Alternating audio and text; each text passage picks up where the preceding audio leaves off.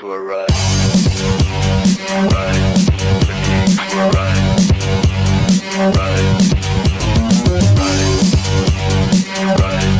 The geeks for a ride. Ride. Skills, chemical wars, plastic islands at sea. Watch what the humans ruin.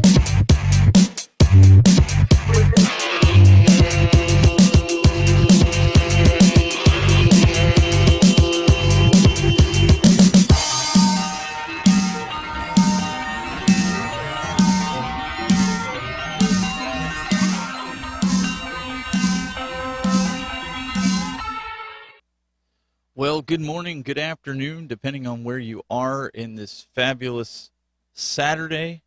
Want to give a shout out to all those who have served in the military. And I know it's not Veterans Day, but today is a special day. Today is a day that we remember 20 years ago. Gosh, I was 22 years old working as a CNC programmer in a machine shop. And I remember on 9/11, those terroristic attacks back in 2001. And I remember working on a machine and all of a sudden it coming over everybody's radio. We all listened to the same station. It was like a loud megaphone in there. And I remember that the news anchor stated that the Twin Towers were hit by a terrorist attack. And I remember our boss coming out. We never closed for anything. I mean, we would close for holidays and weekends, but if it snowed, you were at work. If it rained, tornadoes, it didn't matter. You were at work. And I remember the owner and the supervisor coming down and stating, everybody needs to go home. You need to be with your families. You need to just go. And it was at that moment I knew that life had changed. Life as we know it changed. We were no longer a happy-go-lucky country. We're always now looking over our backs at the potential of a terroristic attack. And I say all that to say that we will never forget. I will never forget. And I encourage you all to look back. Where were you when that happened? Where were you? And never forget. In fact, later today, my kids weren't even alive. So later today, what I want to do is I want to show my kids what actually happened. What were the Twin Towers? And so I know this is a little bit different of a show. I know a lot of you guys, we've been doing some impromptu shows on Saturdays where we do some Q&A. And some of the things that we're going to be doing here is I want to get back to my roots. You guys saw that this is a radio show, and big shout out to basicsbroadcasting.com for allowing us to broadcast a 2-hour radio show today. I mean, we're having live video on youtube.com/thetechbuzz if you want to see some images and things like that as we get going. But one of the things that I wanted to do is I wanted to get back to doing something that I love, something that's passionate in me, and that is talking about not only technology but broadcasting and combining that in a format where I'm kind of solo, but I take some questions via the phone. I am testing a new phone service, a phone system, and we're going to be using that a little bit later. And so I have the phone number in the lower third right there, and it is 628-777-2268, and you can call in and talk to us and ask some questions. So what we want to do is I want to cover some tech. I want to cover some broadcasting. Maybe we'll get into a little bit of gaming. We'll see as this goes on. But I want to encourage you guys to think of this show as a way that it's a little bit of talk radio / video, right? Years ago, just to give you a little background, I was on multiple stations. I was on Geeks Radio back when that was alive. I was on Party 93.4 out of Hudson Valley, New York. I was on BNNS Radio out of Belvedere, Illinois. Did multiple shows on those platforms. Broadcast Now, the show that we do every Thursday, will also be on this station. I'd encourage you guys, if you haven't checked it out, for the guys that are watching this and you're on YouTube, I'd encourage you guys, if you got to step away, you can always listen to us if you have to go about your day, and I encourage you to do that. But you can go over to Basics Radio, and they do the best classic rock, but you can download for your Android device or your iPhone, the app in which there you go. You can see that we're live right now on Basics Radio, but you can listen to this in all its glory. You can see what's coming up on the schedule down here, and I'd encourage you guys to download it and be a part of what's going on here. It's a lot of fun, and it's something that I'm enjoying doing as well. And it helps out a friend who has a station. He's trying to get off the ground, and it's something that is needed, at least for me. The new face of radio, as Joe Zaheda says in the chat room. Yeah, I mean, that's the wonderful options that you have right now with live video, right? You can do a radio talk show because you have the quality for audio. I mean, audio is most important, but then you can also do video and have people peer in and see. But the main thing is to make it entertaining. And so that's something that I think I can bring to the table. And I want to talk to you, as maybe some of you know, maybe some of you don't know, that there is a lot of news coming up here for Apple products, tech products. There's a lot of things on the horizon. I don't know if you follow that. I don't know if you even care. But it is something I'm passionate about, hence the name, The Tech Buzz. And so I thought about this. If you guys saw the intro, I thought about it, and I thought, you know what? My old song that I used to use by The Faint was called The Geeks Were Right. That was my intro on The Tech Buzz. And I used to pitch bend it a little bit so I wouldn't get in trouble with copyright. I didn't know anything. And I did the same thing today. Maybe I'll have to look into getting that officially licensed. But The Geeks Were Right. And so that's what I'm titling today's show, The Geeks Were Right. That's what this Saturday show, I believe, is going to be called, because I don't want to leave it up to just tech, to just broadcasting, to just gaming and arcade news, things like that. I want this to be something that everybody can get a little something out of it. I guess that's what I'm looking at in a video / talk radio style show with call-ins. I think it's a lot of fun. I think it's something we can enjoy for the next 2 hours to help you get through the Saturday. And, I saw a lot of people saying that, from the hurricane and down in Louisiana, that podcasts and live shows have gotten them through some of their toughest times, not having power, but not having enough power to get their phones charged and listen to content while the power's out and not go stir crazy, right? That's one of the biggest things that I think a lot of people are struggling with right now. And obviously storms aren't going away, so we're going to continue to have that. But it's going to be one of those things where I think that if you have suggestions for the show and you want good quality content, you want to have that up your alley, I think this will be a good show for you. And you get to listen to me for 2 hours. I know you guys are super, super excited about that. You can hint the sarcasm in my voice, right? So let's start talking about the upcoming Apple announcement. Apple is planning on doing some announcements this week. As they do every year, right? Everybody's been waiting, but with the chip shortages, everybody was like, "Well, are we going to get them this year? Are we going to be able to get these new products?" I mean, that goes with anything, not just technology, but anything. Things are so slow; they're backed up on the ports. September 14th at 10 a.m. Pacific time, Apple's going to do a keynote, as they usually do a couple times a year. And it's going to be their hybrid event. If you watched our broadcast show, you know that the hybrid events is something that we do a lot of talking about. The hybrid events is half in person or a little bit in person, and the rest is virtually online because of the pandemic, the global pandemic that we're in right now. But Apple's set to announce some new products, and there's a lot of speculation. And I don't get into a lot of the speculation because I feel like you're grasping at straws. I don't like to do rumors on anything, really. because I think that you get yourself into a huge pickle when you do that, because things change every day. Everybody seems to think that they have the inside track on everything these tech companies are releasing. When in reality, they find some leaked documents and photos, just like anything. You got to parse through it and find out if it's true or not. And if you're lucky, if you're fortunate enough to find an article or find something that is of value, and you happen to hit the nail on the head, you just may strike gold and go viral.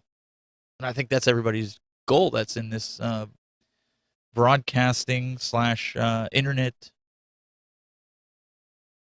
realm, I guess. So that's something that we're gonna kind of go take a look at. But there is something that's of interest. If you guys are Apple users, Apple is coming up here, like I said, on the 14th. Mark your calendars. You can watch it online. 10 a.m. Pacific time. What is that? 1 p.m. Eastern. You know, I'll probably tune in. That is on the 14th. So that's a Tuesday. Now, just because they're doing announcements doesn't mean you're going to get these products right away. But I know a lot of people are interested in some of the new products that are going to be announced. And the rumors are that there's a new MacBook Pro. And I know that's something that has been forthcoming for a while. Now, again, you know, with the M1 processors, or even, you know, getting into some of the newer technology, the newer revisions of the M1s, again, chip shortage. Are we going to get it this year? Now, usually Apple does a 30-day, sometimes 15 days, where you can pre-order after the announcement. We'll have to see if that's what happens. But one of the things that kind of caught my eye was a complete redesign of the Apple Watch. Now, the Apple Watch Series 7 could look a little similar to this render that we're looking at. And this is courtesy of John Prosser over at Renders Lisbon. And basically, this is the mock-up that he put out, you know, and Cult of Mac picked it up. And they say that the new device will introduce the most significant change in the design of the Apple Watch ever. Now, they also go on to say that the availability of it could be limited, which is right in line with what I've been saying. But they say that mass production is expected to happen in late September.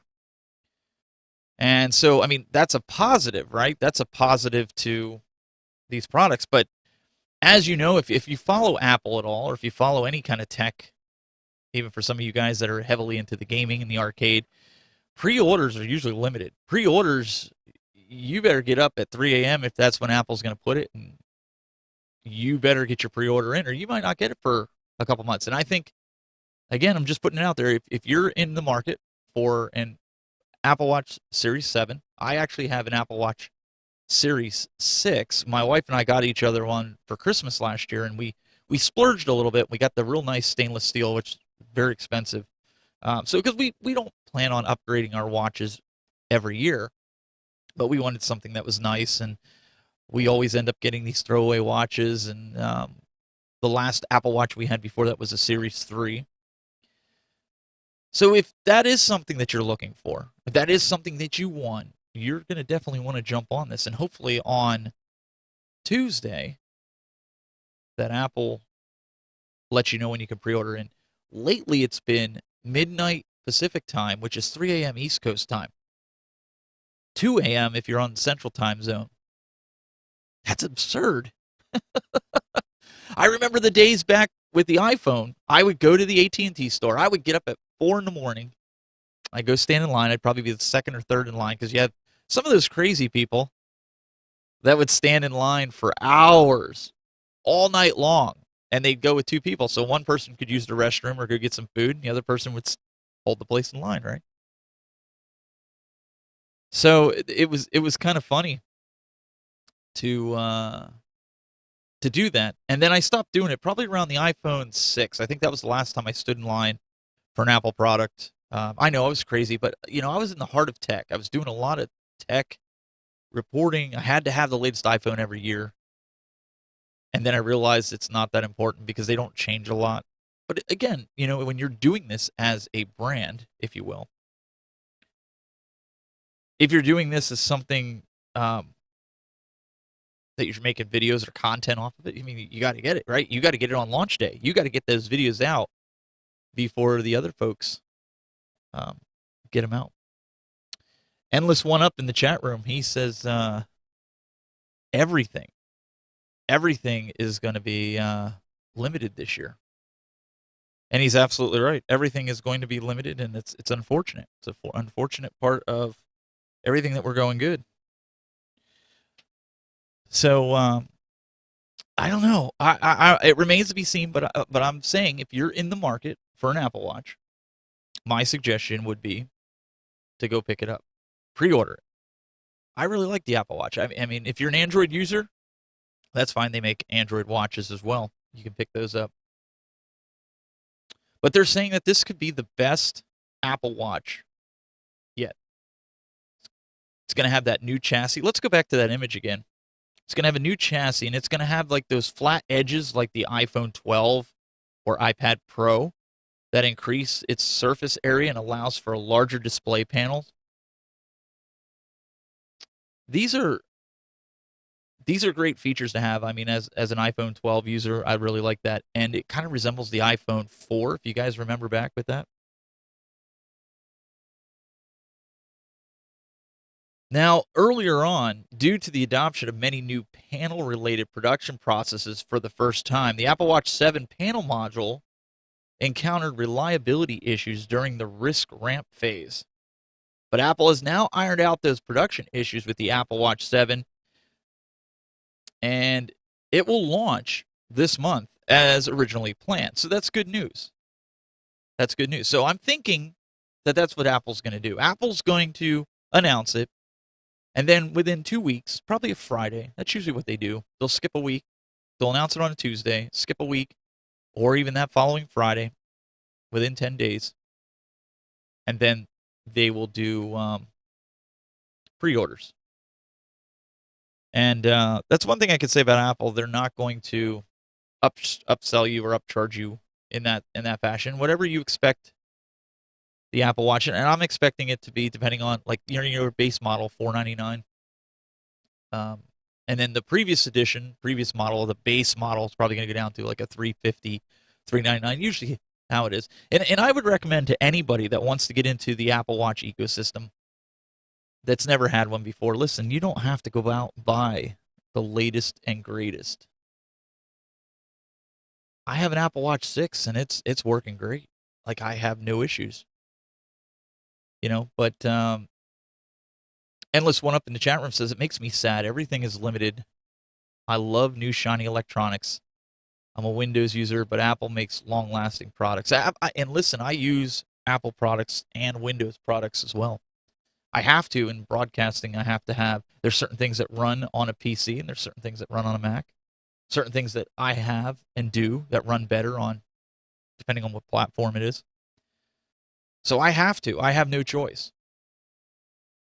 There's nothing I can do to circumvent that. There's even things that I do with Linux.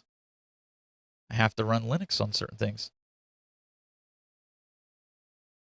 So having this, Apple has that Apple tax. I mean, there's nothing you can do. There's nothing you can get away from it. You're going to pay for it. But I will tell you, reliability is something. I tried to go Android.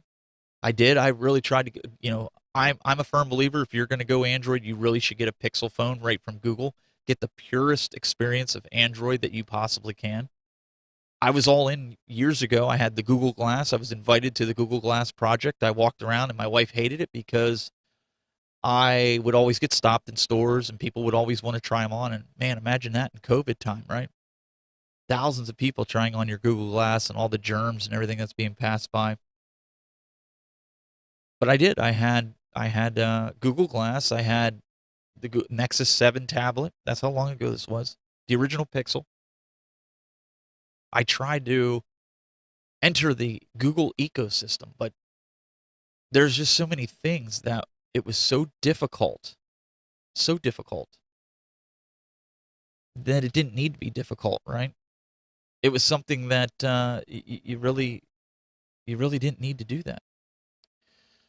Again, we have the call in 628-777-2268, and if you want to give a call in, you can. We have a caller calling in right now. Let's see if this caller. Let's see the caller here. Hey, caller, you're on the air. What's your name? It's Larry from North Carolina. I got a question for you. Sure. I used to live in New York, and your voice sounds familiar. Were you up there on the radio? I was up in Hudson Valley, New York. I knew it. Hey, I got the iPhone 7, and you talking about Apple, the new 13 phone is coming out there, but I'm thinking that maybe it'd be better to get me a 12, because the 13 is going to be hard to get. But I need an upgrade because my phone not working. You got any thoughts? You like the 12? I actually, my family and I, we all have the iPhone 12 Pro, and we really like the iPhone 12 Pro. But I agree with your sentiments. I think you're 100% right. I think the 13 is going to be, limited supply, even more than they normally do on launch day. So Apple tends to lower the prices on the previous generation model. So I'm thinking you could go in the very day that the 13 launches and maybe get $200 off of a 12 Pro, and I think you'll be just as happy. I don't see a lot of, and I'm going to get into this a little bit later in the program. I don't see a lot of features that I think you're gonna lack from and getting a 12 Pro. And just for the record, I don't plan on going to 13. I'll wait for the 14, because usually the in-betweens are not like a very good upgrade. It's usually like an S, right? If you remember the iPhone 4Ss and such. That was at 6S. 6S. Yes. Yeah, and those weren't really big upgrades. But no. But I got the 7, the big one, and it's done a good job. But it's just 5 years now. It's time for me to get a new one. But I'm just concerned that I won't be able to get a 13. So I'm really thinking about getting a 12. And you've been talking about the chip shortages and all that stuff from China. And I'm telling you right now, Christmas is going to be a challenge this year for my children because there's no chips. You're 100% right. You're 100% right. Now, we've been saying this. We've been saying this for a while. Get your gifts now if you're doing electronics. Yeah, I'm on that Amazon shopping. But, Stephen, I just want to thank you because I remember back in the day, I thought I recognized your voice, and I'm so glad you're back on the radio, man. Thank you very much, and big hello from North Carolina. Well, I appreciate the the sentiments and the the call. I really appreciate that. Again, you guys call in 628-777-2268. I'm not big enough to where I have somebody monitoring the phone, so I am muting the line, so I have it screened in front of me to where I can see. But that gentleman, he was spot on. You guys need to really think about it. If you've got kids, this year's going to be tough if they want electronics. I've already told my kids, I said, look, if there's games, electronics. Now, my kids, they do a lot of chores, and they don't get an allowance. But we do give them an allowance in a sense. We pick them up, and they take care of their stuff, and we get them the new iPhone when we get it, and every 2 years, and they know, hey, listen, this is it until the new one comes out. And they know how much it costs. We sit down with them, we tell them this is what it costs, and if you break it, you bought it.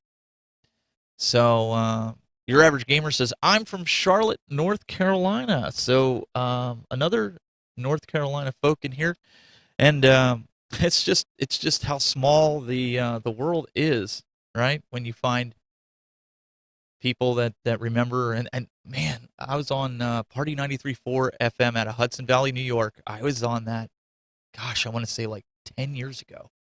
It's amazing. It's amazing the people, and I will say I think I've gotten a lot better than I was back when I hosted those shows, especially with audio quality.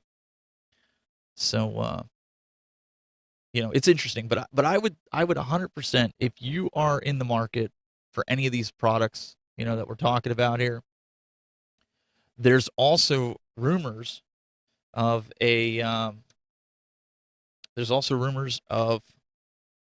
a new MacBook Pro. Now I know I alluded to this earlier on. There's a lot of people. There's a lot of people out there, family members as well. I know my sister-in-law and my wife's cousin is looking for a new MacBook Pro, and I have the i9, which was a 2018 model. It was the last major processor upgrade that they did, and it's smoking fast. I use it for editing all the time. My company paid for it, and I want to say that the new M1 chips in the MacBook Pro from a buddy of mine that does the show with me, broadcast now on Thursdays. He was like, "Man, this is a fast machine. You need to get yourself one." So I'm looking to get a Mac Mini with that, but they're looking for MacBook Pros, and I told them to wait. I've been telling them, obviously as the tech guy of the family, they ask you your input and you tell them. And I said, "Look, you're going to kick yourself if you buy a MacBook Pro right now. It's better to wait. But I will tell you this, when they make that announcement and they give you that pre-order time, if you want that, you need to pre-order. There's no ifs, ands, or buts about it. You need to pre-order." And I'm telling you guys the same thing. If you're in the market for a new computer, if you're a Mac user or you're thinking about going Mac and you want a MacBook Pro, pre-order it. That is one thing that I will tell you. Don't rely on the older one. I mean, if your budget is your budget, I get it. But if you're an editor like myself, if you do video editing for work, Mike Hawk in the chat room, we have a chat room. If you go to youtube.com/thetechbuzz, you can see our live chat room that we've got going on. We also have a Discord. If you look for the Tech Buzz, all this can be found on the techbuzz.net, which is my website. Again, we're broadcasting live on YouTube, but we're also broadcasting on basicsbroadcasting.com. That's basics with an X. BASIX broadcasting.com. And there's an app for that. So if you have to step out during the show, and I understand, people have lives.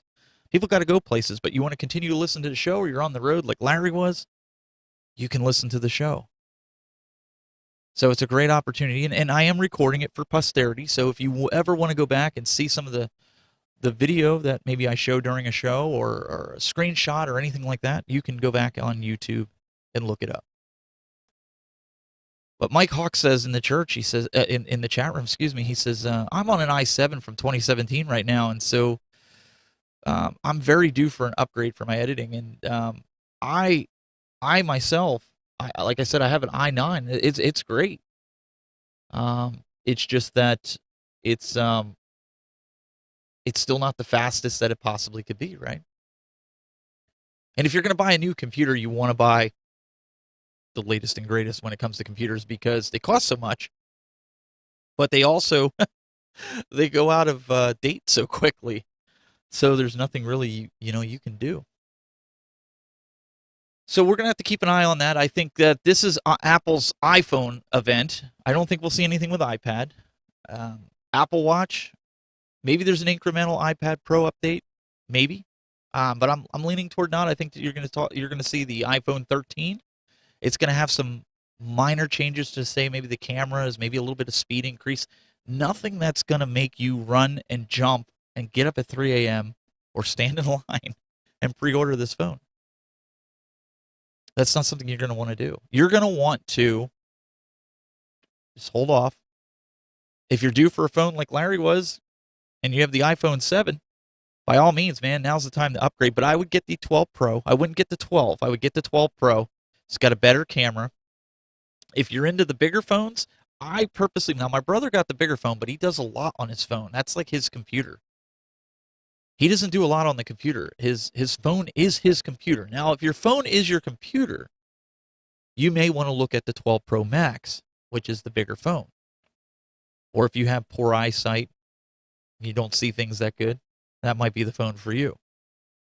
But I have the iPhone 12 Pro, and I love it. So I would highly recommend if that's what you're looking for. The 13 is going to be few and far between.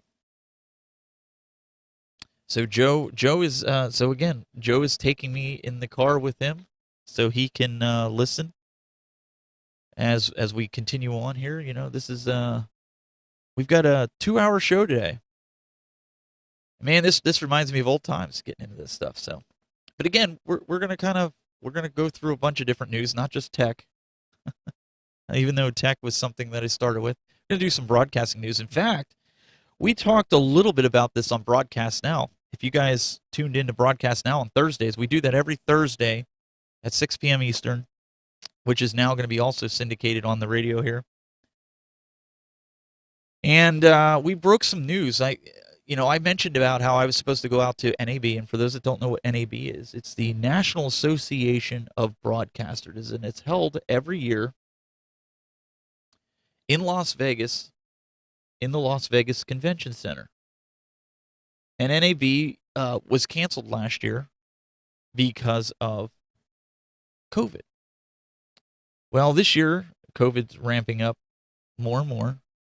And with the Delta variant, people not getting vaccinated. And there's a lot of discrepancies with that. We're not going to get into that. I mean, it's your choice. You do what you want. I'm not going to judge you. But as you can see right across the top of the screen here, for those listening on the radio, it says proof of vaccination will be required for all participants attending the NAB show and co-located events. And what co-located events are is a lot of suites in different hotels surrounding the convention center. They usually do these one-offs where companies will meet in executive suites. And I've been in there for different things with New Tech and some of the other companies that I've partnered with over the time, and you get to see some exclusive behind the scenes of new products potentially coming or new updates and feature updates that they don't want the public or even NAB people to see. But they go on to say here, for more information, you can see our health and safety page. But in the same breath, they're talking about potentially making masks optional, or mandating masks, that you have to wear masks. And I guess my thing is, as a broadcaster, your job is to talk. They also want to, do the 6-foot rule where you have to be 6 feet away from somebody wearing a mask in a loud, crowded environment. How much business do you think is going to get done? How much business do you think is going to come out of this? I mean, it's tough. Could you seriously sit here, even though you're in the comfort of your own home, you're not in my studio?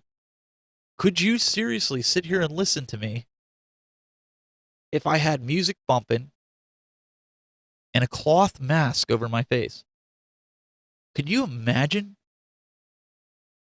Now, my company, I work for a company called PTZ Optics. We make PTZ cameras, pan, tilt, zoom cameras. That's what PTZ stands for. We pulled out, I want to say a couple weeks ago, because the risk just didn't outweigh the return. But as I reported back on Thursday, it was huge to hear that Sony, one of the biggest companies to exhibit at NAB, pulled out. Not only pulled out of NAB, but they pulled out of Infocom. And then just within 24 hours, a few other big-name companies pulled out as well. Canon, Panasonic, Zaxcom, Ross. Ross makes additional switchers. You hear me talk about the TriCaster, and you guys hear me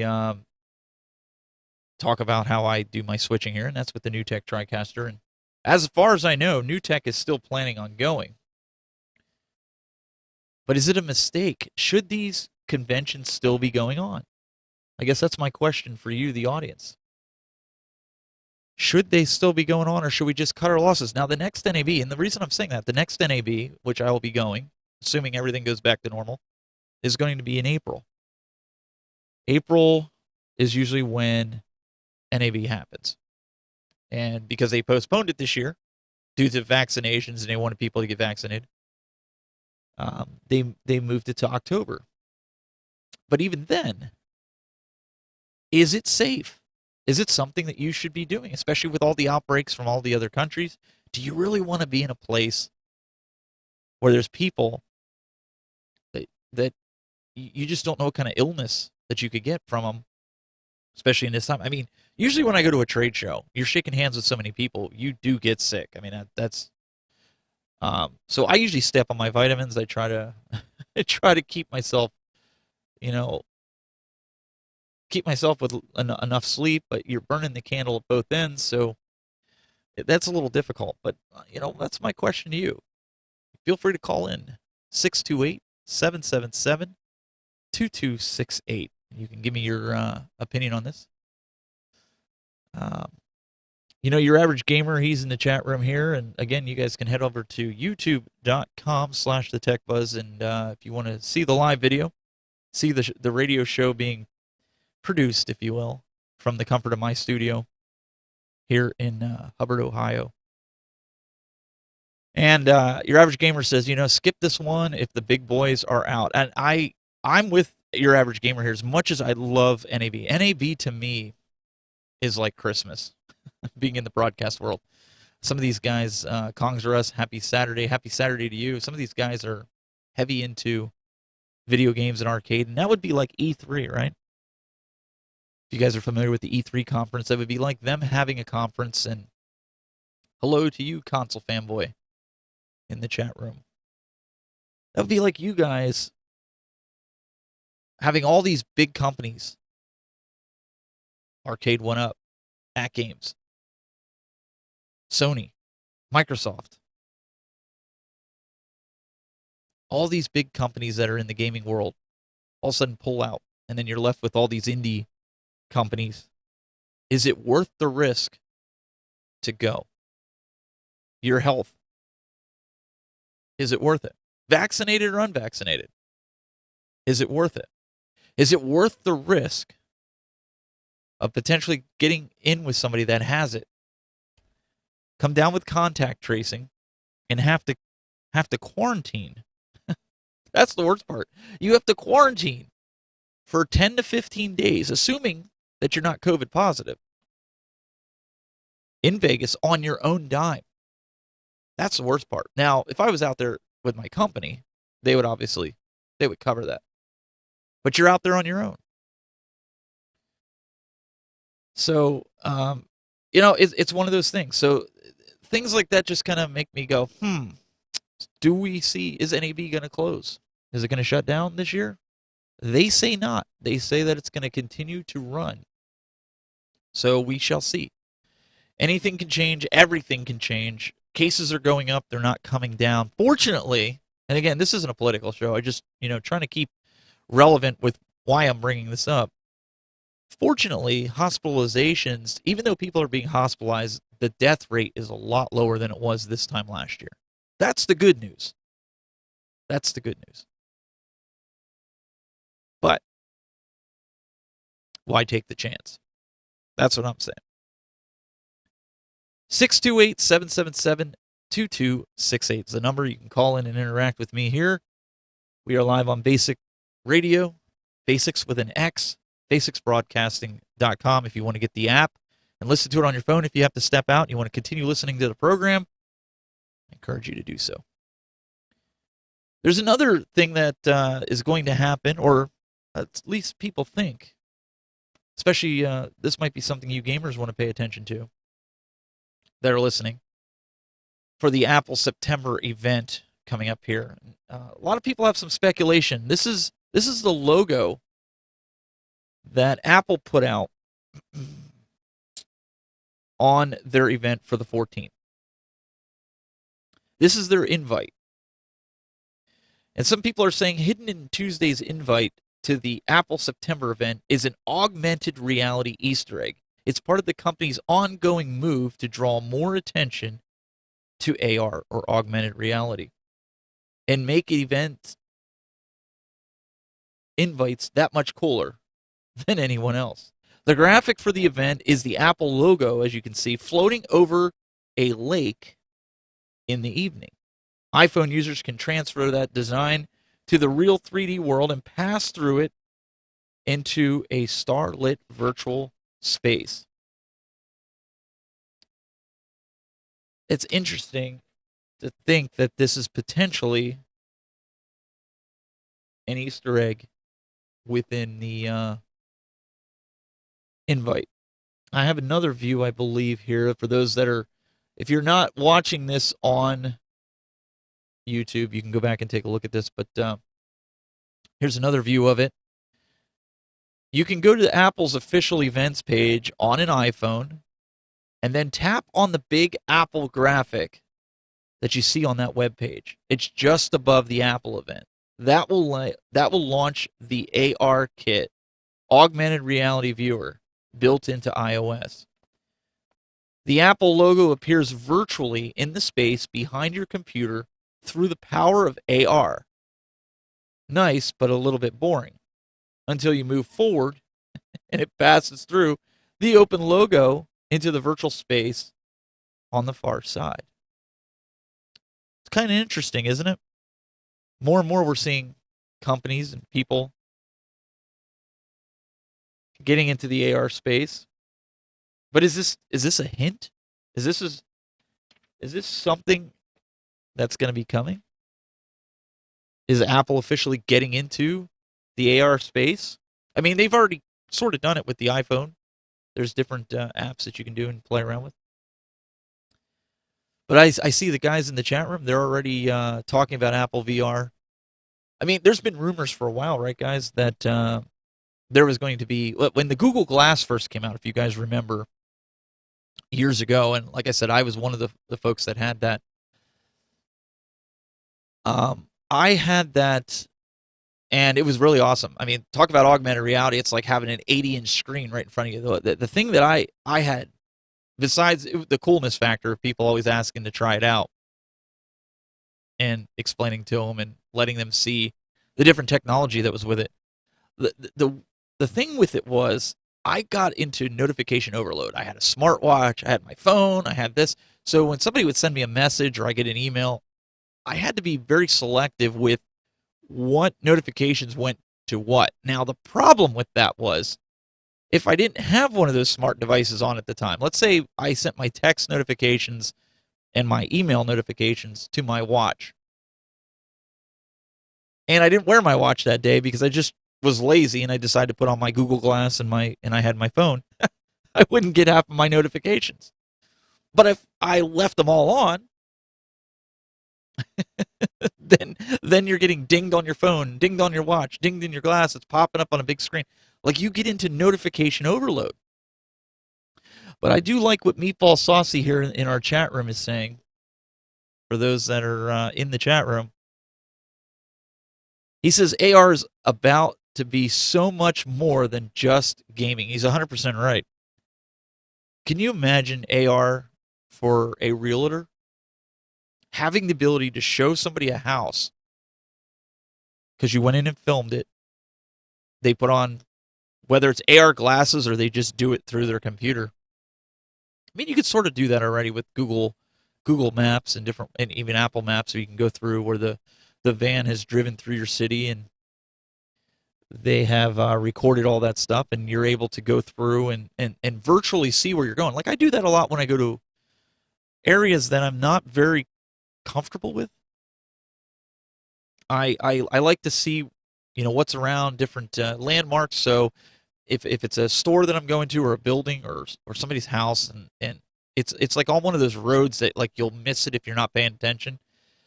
I like to look for landmarks so I know that road is coming up. So I'll go to Google Maps and I will peruse the real-time or street view, so I can see exactly what is going on and know, and it helps. So augmented reality, or AR, I mean, that it's just phenomenal having that ability. Take it one step further and having that as your daily computing needs. It's about to get interesting, folks. It's about to get interesting. Imagine even the medical field having AR. Being able to look through somebody's body. Looking through somebody's body and seeing potentially a life-saving blockage that they could remove because of AR. And I know, like, we watch a lot of shows. Have you ever watched that show Bones? My wife and I are kind of binge watching it right now. It's on Hulu, and we binge watch that. And the one scientist, I forget her name. She's married to Hodgins, and she'll bring up a 3D augmented reality render of the body, be able to take a skull and make it who it actually was, just from the bones, the proportions of the jawline, and the way the bone structure is, and it's there. And CSI is another show that they've been using augmented reality, and it used to be just a TV show thing, but now it's becoming a real thing. And Apple has been the company that everybody turns to when it comes to video production, audio production. I mean, for the longest time growing up, when you told somebody you were running an Apple computer, they thought you were just a graphics artist. They never once mentioned a PC. And now since Apple got on the Intel infrastructure, Apple has become a personal computing force to be reckoned with. Now you're seeing people running Apple computers just as much as PCs. Which in my estimation is, there's nothing wrong with that. Like, I switched over to an Apple computer because I didn't want the viruses. I got tired of fixing PCs all the time. But I am in the market. I might get a Surface Pro from Windows, which we have some Windows news coming up here. But I want to give a shout out to one of our sponsors, and those that you guys may or may not know. We're going to take a quick break, and we'll come back right after this. This episode is sponsored in part by PTZ Optics. Why hire a camera operator when the control is in your hands? Visit ptzoptics.com for more information. And by NewTek, makers of the TriCaster TC1. Stun your viewers, not your accountant. Visit newtek.com for more information. Again, we appreciate all the support that we get from these companies. Couldn't do it without them. And so those listening here, you might hear that a few times throughout the show, but you know, we are super, super happy that they are on board. And again, big shout out to basicsbroadcasting.com. If you guys need to head out and you want to continue listening to the show, if you got to get in your car or whatever, go to Basics, BASIX, broadcasting.com. And I'll pull it up here for you. For the guys that are on the video and you want to see this, you can go here. They have Android and iOS app that you can install on your phone, and you can see right now, listening now is the Tech Buzz on Basics Radio. And if you're into classic rock, they've got a ton of playlists, classic rock going all day, 24/7, as well as other programming. You guys can check it out. Head on over there and get the app and join. You know, we were talking about PTZ Optics as a sponsor, and Meatball Saucy in our chat room here on YouTube, he says, I have 2 of the PTZ Optics webcams, and they are great cameras. Absolutely. You know, I have a single cam of the webcams. You know, I tell people, you know, $89. You can't beat it. You want to get a new webcam? That's the way to do it. And one of our other sponsors, NewTek. NewTek is awesome, and everyone should look at NDI. Exactly. If you want to hear more about NDI, you definitely want to check us out every Thursday when we do our Broadcast Now show. That will be airing here on the Basic Radio station as well. So I think it's time that we talk a little bit about Microsoft, since this is a fair show, right? We're not going to just talk about Apple. Excuse me. And everybody knows Apple's in the news because of the announcements. But you know what? Microsoft decided, well, we're not going to just let Apple have all this information. We're not going to just let Apple go out there and steal the show, so to speak. Now, for the video guys that are watching this, I'm going to have a video that you guys can watch really quick. But for the guys on the radio, we're going to kind of talk through this. But you got to see this. So Microsoft is planning, right, the release of Windows 11. Now, I distinctly remember when I used to cover tech a lot. I used to cover everything. And I remember Microsoft coming out and saying when Windows 10 came out, like, oh, we're not going to do any more of these numbers. We're going to have Windows 10. That's going to be the final version of Windows. You guys remember that? We're just going to release updates. We're going to give you patch updates every Tuesday. That's why we call it Patch Tuesday. And we're gonna continue this until infinity. We're just gonna keep going. Then all of a sudden, Windows 11 is being talked about. And I agree. Endless One Up says in the chat room, Windows 11 is starting to look like OS 10 in visuals. So if you haven't seen Windows 10, I'm going to show it to you right now. For those watching on YouTube, you can kind of see they did a really good job. The problem is Microsoft releases new Windows 11 builds and confirms running on an Apple M1 is not a supported scenario. Is this going to cannibalize their sales? Because a lot of Mac users, they don't want to buy a PC. They'll run Windows in a virtual environment, whether it's Parallels or they'll run it in Boot Camp, which is built into Mac OS 10. Microsoft has confirmed that Windows 11 on an Apple M1 is not a supported scenario for the operating system that stands to bring so much joy to OEMs. The confirmation was given to the Register by Microsoft spokesperson as the Super Corp unleashed an ad campaign for Windows 11 operating system due in less than a month and continued tweaking the preview code for Windows insiders. So you can get the beta builds, which I haven't done, and when it comes to Windows and even Mac OS, I don't do the beta. I can't run this when this is my production machines. It was noted last week that Windows 11 virtual machines running on an M1 Mac with Parallels Desktop 17 had begun throwing a hardware compatibility error on the dev build channel Windows Insiders. It's a shame since we found the performance more than acceptable. However, in what a punster might call an arms race, Parallels has since emitted version 17.01 of its software, which seems to resolve the issue for now at least, allowing Windows 11 to run on M1 Silicon. So my question to everybody out there is, are you going to update your Windows 10, especially you gamers out there? DirectX 12, I believe, is coming out here. They're talking about an even better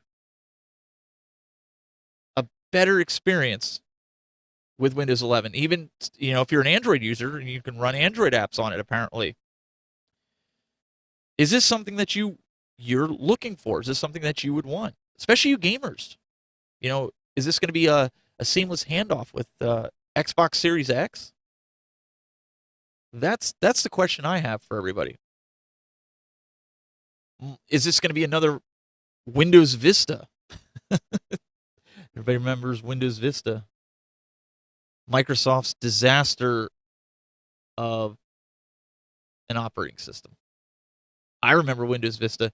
I remember people for the longest time saying, I'm not upgrading, I'm staying on Windows XP. You need a reliability, right? You can't. You're in an environment, a work environment. I mean, let's face it, most corporate users are using a form of Windows on their network. They have to. Corporate demands it. They're not running Mac OS 10. So I'm kind of curious. I'm curious, is this something that you're going to upgrade your Windows 10 machines to 11? Personally, I'm not. I have production machines. I can't just upgrade them and on a whim. There's a lot of things, there's a lot of features that I've been reading that, I'm just kind of like, I don't know. I don't recommend, unless you're in the business of being in tech, if you will, to upgrade on day one anyways. Any operating system, Mac OS, iOS.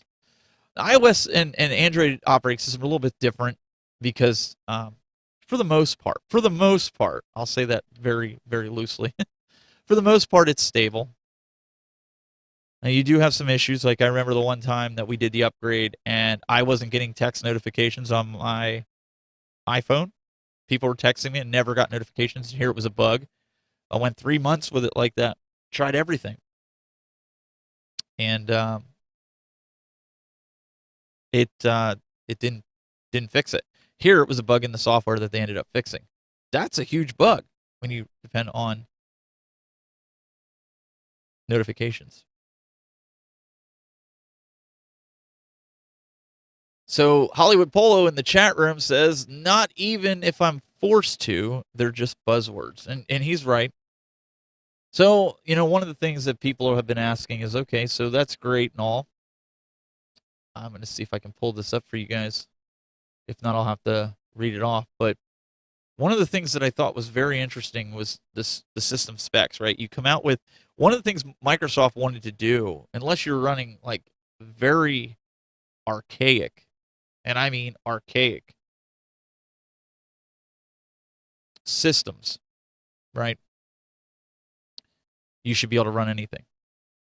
We have a caller calling in here. Let's see who's calling in here. Hey, caller, you're on the air. What's your name? My name is Greg. What's going on, Steven? Hey, what's going on, Mr. Greg? How are you doing? You getting me down south, buddy? I'm listening to the program. It sounds fantastic. Awesome. Well, that's good. We're having some fun here, talking tech and broadcasting and news. I'm enjoying it, man. I'm enjoying it. But I was listening and reading up on Windows 11 because I run my system and vMix and all that on Windows. Yes. So I will not upgrade day one, but I can tell you one thing: as soon as it's confirmed reliable, I will be upgrading, because there supposedly is some threading technology in it to help improve performance of GPUs and CPUs significantly. So, streaming, gaming, once that puppy is confirmed is good and we don't have a Windows ME or Windows Vista, I'm on it, buddy. Well, I would think that since you do Call of Duty a lot, the DirectX 12, I mean, to have the gaming requirement, because you need to have, a beefy system, that to have that a capability, the upgrade for the gaming, that's what they're really touting. I think that's going to be beneficial to you because that's where you do most of your gaming. Exactly. Now, show a little age. Dude, I remember DOS, and then I remember when Windows 3... Listen, when Windows 3.1 came out, 1993, we got married, and our first purchase as a newly married couple, I was 21 years old, was a brand new Windows 3.1 computer that weighed 412 pounds and cost $3,000. That was our first family purchase. I remember with that. So we've come a long way, babe. I remember with that, my dad used to run Norton Commander on it, if you remember that. Oh, absolutely, man. The file system, and I used to be scared to death. Well, anyway, he used to be able to cut back and forth with it, so I was like, oh, I don't want to even touch Norton Commander. But yeah, it's going to be interesting. Yeah, man. Well, anyway, I'm just driving. I'm listening. Want to give you a big shout out. I'm telling you, it's rock solid. So, thanks, buddy. You get me 2 hours down the road. I'm on the way to Virginia. Are you really? How long are you going to be down there? Remember, I may need your help Tuesday night. So I'm either coming back Tuesday morning and I can deal with it myself, or I got to come back Wednesday morning. All right. Well, keep me in the loop, and we'll see what happens. I'll keep in the loop. All right, brother. Thank you. Take care. I'll keep listening. Enjoy. All right. If you guys watch on Thursdays, That was Mr. Greg Terry. He is one of the co-hosts on Broadcast Now. And again, this show is going to be syndicated. Broadcast Now is going to be syndicated on the radio here with basicsbroadcasting.com. So encourage you guys, anybody can call in here. Just use the phone number 628-777-2268. I know we're talking some tech. We're talking Apple, Windows. We're even talking some broadcasting. But you know what? It's okay if you want to call in because and talk about gaming if there's something that's on your mind. And I think having the diversity on a program like this, because I'm into a lot of different things. It's not just that. And anybody that follows, I do a show usually Friday nights called the Retro Buzz, and we talk about arcades and classic consoles, things that were good. Not saying that today's gaming is bad, but back when video gaming was fun and you didn't need to be ambidextrous to play games and things like that. So feel free. You can call in. Again, the number's right there in the lower third, 628-777-2268. So I wanted to bring up the requirements here of Windows 11 since we're talking about it. And I think this is something to pay attention to. Like Greg said, you don't want to jump the gun here. Don't just run out and say because I can get a free upgrade to Windows 11. And this should be a free upgrade for everybody, but I'm going to quick throw it on. I would wait because you want to make sure that you have the information. And over the next couple of weeks of doing this show, I'm going to be following this and keeping you guys up to date the best I can. And you better believe there's at least one machine I'm going to put it on, just so I can do the test and break something of mine, so you don't break your main machine because I have enough machines here that I can do this one. So they're recommending at least a 64-bit architecture at 1 gigahertz or faster. And most modern PCs, if you've bought one in the last, I would say 3 to 4 years, you're going to be golden with that. Intel 8th generation or newer, and you can find more details out on Microsoft's website. AMD Ryzen 3 or better. A lot of you gamers, you're probably already running an AMD Ryzen 3 or better. Qualcomm Snapdragon 7C or higher. A lot of your tablets that are Windows-based are already running Qualcomm Snapdragon. 4 gigabytes of RAM or higher. At this point in time, if you're only running 4 gigabytes, you have bigger problems. You really need to upgrade your RAM. You need to be running at least 8 gigs of RAM or 16 gigs. I mean, I'll just be honest and I'll shoot you straight here. I'm running 16 gigabytes of RAM minimum. That's right, minimum in all my machines. So if you're not running at least minimum 16 gigs, I would suggest that's where you should start. Don't go off of the 4 gigabyte or minimum. You really need to be at 16 at this point in time. Storage, 64 gigs or higher. I know with SSD and M2 chipsets that are inside of these laptops, and some of them you can get a 64 gig. You really should be at 512, 256 minimum, in my opinion. 64 doesn't give you a lot to play with, but I get where they're coming from. You got a bunch of other things like the UEFI, the secure boot capable. These are all things that are you want to make sure in your BIOS. You want at least a 720p display, larger than 9-inch diagonal size, 8 bits per color. A lot of your graphics cards and such talk about this. Now, one of the things that I did read about it that I haven't found on here, unless they changed it recently, is you can't do a direct update or upgrade from Windows 10. You have to upgrade or you have to do a clean install to get Windows 11 on there. Now, I'll have to confirm that, but last I knew in an article, people were complaining. Now, I don't know if Microsoft changed that. But they're saying like Windows 11 Home Edition requires internet connectivity and a Microsoft account to complete device setup for the first time use. I know a lot of people are going to have a hard time with this. They're going to buck and yell and holler because they're going to say, I don't want to be connected to the internet. I don't want Microsoft to have my information. Meatball Saucy said, "What is the recommended RAM for this? 4 gigabytes." I think that's absurd. 4 gigabytes of RAM. I remember 4 gigabytes of RAM was recommended with Windows Vista. Now, I get it. Windows has come a long way. It's running leaner. But I mean, honestly, 4 gig of RAM. Again, my recommendation is 16 gigs of RAM minimum, but you do what your budget allows you to do. So switching out of Windows 11 Home in S mode likewise requires internet connectivity. For all Windows 11 editions, internet access is required and needed for updates to download and use certain features. An MSA is required, or Microsoft account is required for some features as well. So my curiosity with this is, again, I want to see some real world scenarios when you have something like Windows 10 that's rock solid.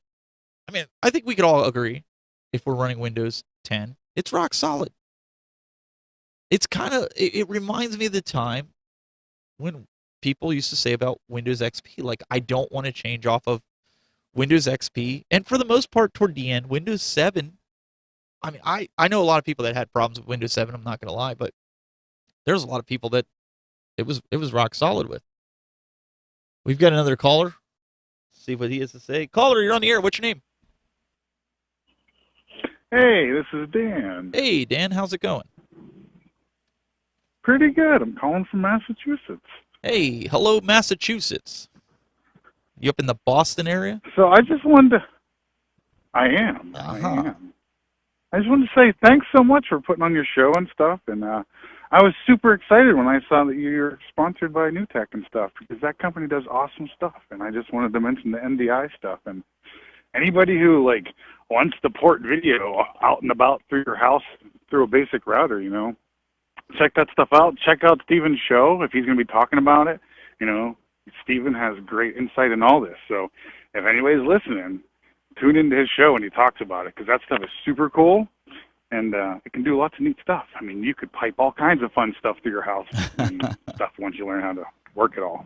So much easier now to do video over NDI and an Ethernet cable than running SDI and HDMI and converting it and doing all kinds of weird stuff like that, right? Yeah, totally. And, the great thing about it is you're not really bound to, your external internet. Right. So you can actually just route all that stuff through just a little router and stuff if you got decent enough cables, which is great. You don't have to be like, I got to go buy 1 gig internet. Yeah. Pipe it out or something. You don't need anything. But yeah. So I just wanted to call in and, show my support and stuff. Appreciate and tell you that I appreciate everything that you're doing. And this stuff is always awesome to listen to. And thank you so much for doing it. So what do you think of the new show structure? Obviously it's on radio, so I have to do a little bit more explaining. But do you like this type of style format rather, where I'm sitting here going through some of the news and explaining things a little bit better than as a different show type, kind of reminiscent of my old stuff back 10 years ago.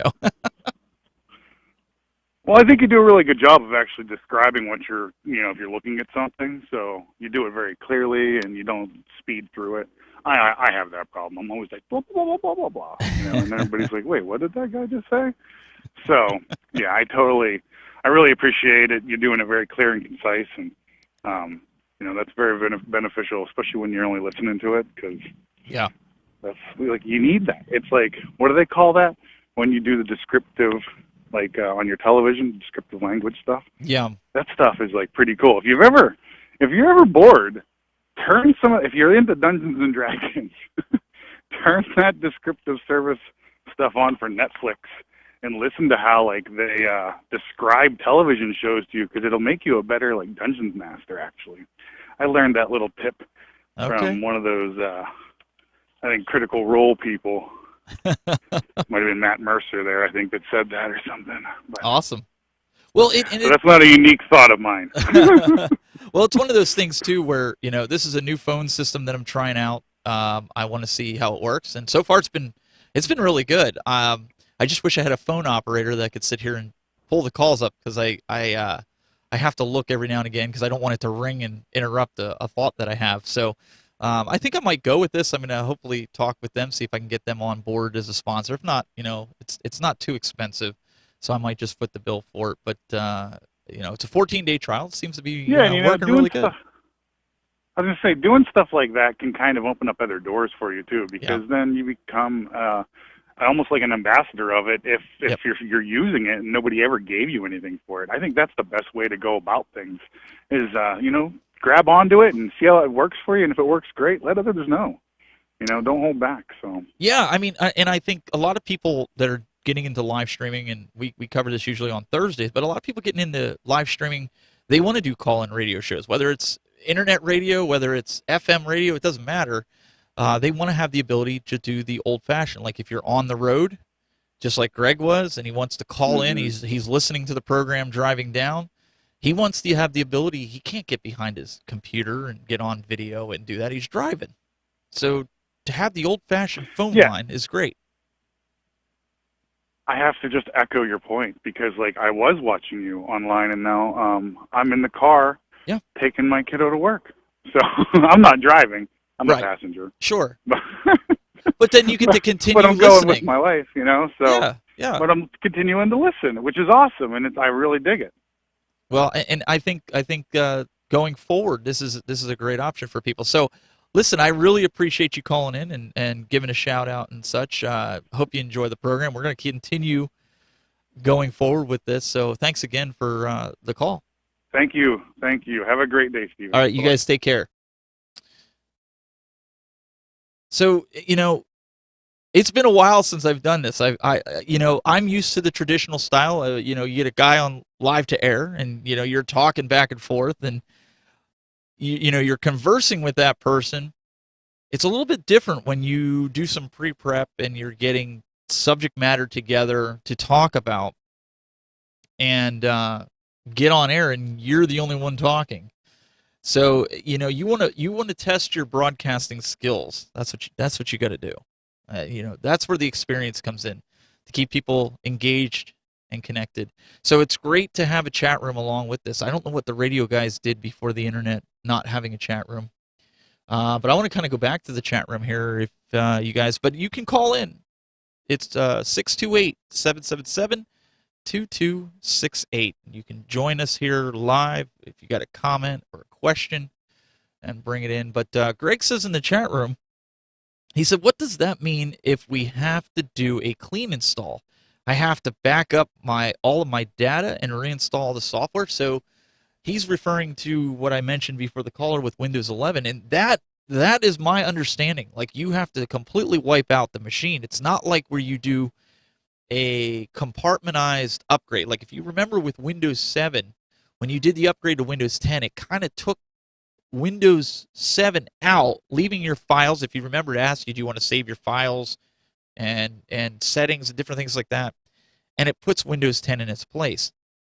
I'm going to have to get to the bottom of this maybe for next week's show and find out if that's truly the case, because I know a lot of people were aggravated that was going to happen. So I hope that that's not the case, but that, from what I was reading,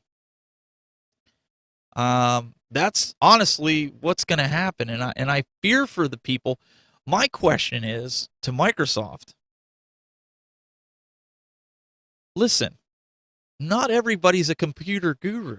They don't know how to do a clean install. When you do clean installs, you get into a whole mess of potential problems and situations. You run into driver issues, finding drivers. You run into compatibility issues with any of the peripherals. Because, I mean, listen, the last time somebody did anything with any of these drivers and peripherals, because Windows always did the updates, was when they bought their PC. And let's say their PC is 6 or 7 years old. That's the question, Microsoft. What about Grandma, who just bought a Surface Pro, wants to go to Windows 11 because of one of the guys here in the chat room? Endless one-ups stated about it. Looks more Mac OS-ish,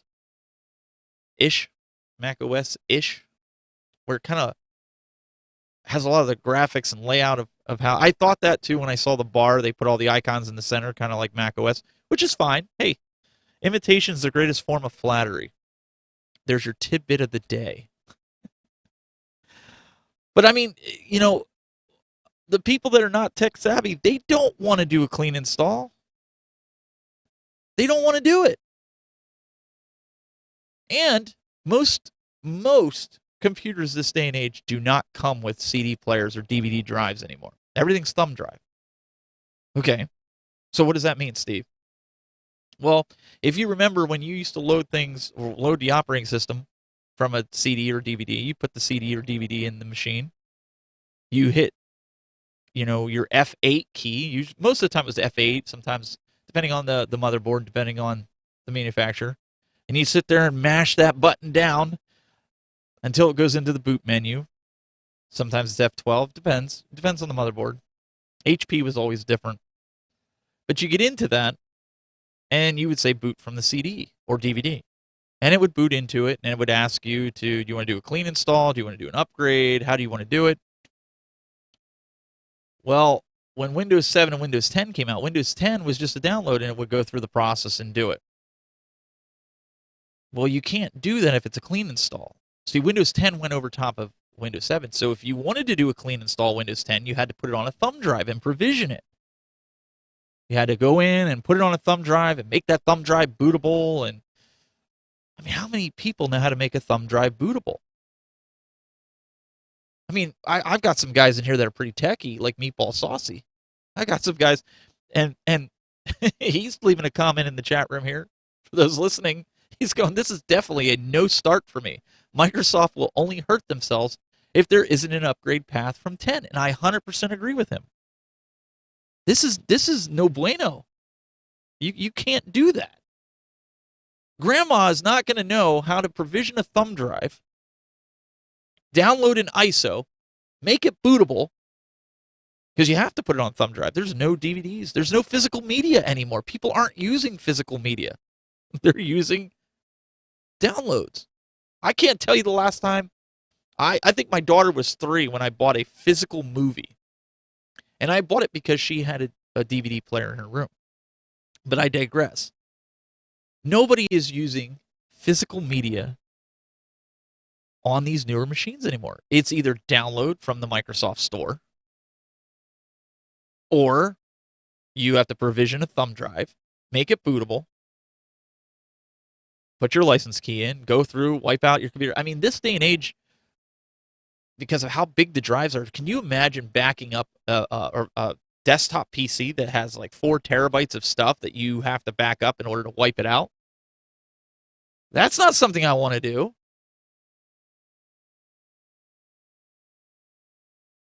We got a caller. Let's see what they have to say. Hey, caller, you're on the air. What's your name? Hey, how's it going, Steve? Hey, man. I just want to say it's a great show. It's nice to see you do a nod back to the old days. I know, it is. I even brought out the Geeks were right. I pitch bent it a little bit so I didn't get nailed with copyright and things, but I had to pay homage to the original days, right? Yeah, it was great. It's nice to see you doing that. Well, it's good to hear your voice, too. Yeah, it's been a long time. For those that don't know, this hang on. Windows 11 thing is crazy. No, for those that don't know, this is Sean. He used to be one of the original co-hosts with me back in the day when we used to do Party 93.4. Sean, you remember that? Oh, yeah. Yeah. And so what's wasn't your... that... Go ahead. Wasn't that early in the morning for the first while? Wasn't that like... Yeah, it was. We did it Monday mornings at 8 a.m. And then remember we did it. We were the Friday night at 5 p.m. because that's what everybody wanted to listen to on the way home from work was a tech show telling about the latest and greatest tech on a Friday night when they all want to go clubbing. We had a prime time spot. People wanted it. I was laughing. Yeah. So yeah, it was great times though. I'll tell you that. It was. So tell me your thoughts on this Windows 11. Tell me your thoughts. Well, if you do have to do a, clean install, I don't think that's going to fly at all. I mean, I know I won't do it.